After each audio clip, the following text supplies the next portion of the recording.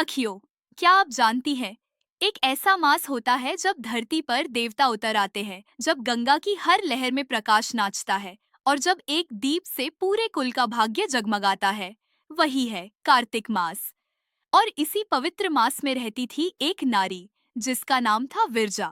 विरजा कोई साध्वी या देवी नहीं थी, बस एक सामान्य स्त्री। पर उसके मन में ऐसी भक्ति थी जो स्वयं भगवान को स्पर्श कर ले। हर सुबह सूर्योदय से पहले वह अपने आंगन की तुलसी माता के पास जाती, धीरे से जल चढ़ाती और कहती, हे तुलसी माता, तुम्हारे बिना कोई पूजा पूर्ण नहीं, जैसे जीवन बिना भक्ति के अधूरा है।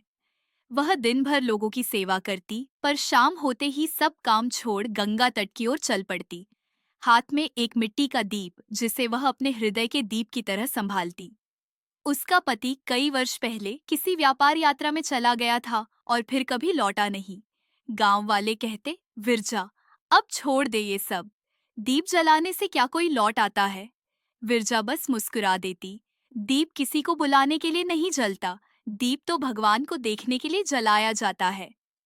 एक वर्ष कार्तिक की पूर्णिमा की रात आई। गंगा तट पर सैकड़ों दीप जल रहे थे। विरजा ने तुलसी माता के चरणों में घी का दीप रखा और बोली, हे प्रभु, यह दीप मेरी आशा है। अगर मेरी श्रद्धा सच्ची है तो आप इस प्रकाश में दर्शन दें। जैसे ही उसने दीप को गंगा में प्रवाहित किया, लहरें स्वर्णिम आभा से चमक उठीं। चारों ओर एक दिव्य प्रकाश फैल गया। गांव वाले आश्चर्यचकित रह गए। तभी आकाश से एक मधुर स्वर गूंजा, विरजा, तेरी भक्ति ने हमें बांध लिया है।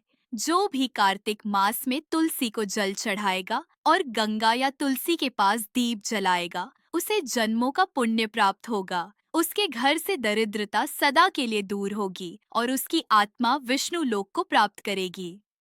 उस दिन से सखियों, हर कार्तिक मास में जब तुलसी माता को जल दिया जाता है और शाम को दीपदान किया जाता है, तो कहा जाता है कि विरजा की आत्मा मुस्कुराती है, क्योंकि उसने जो दीप जलाया था वह अब हर भक्त के हृदय में जलता है।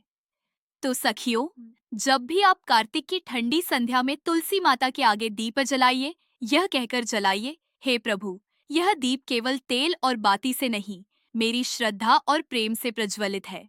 क्योंकि यही दीप आपके जीवन का अंधकार मिटाकर आपके भाग्य को आलोकित कर देता है। जय तुलसी माता, जय कार्तिक महिमा।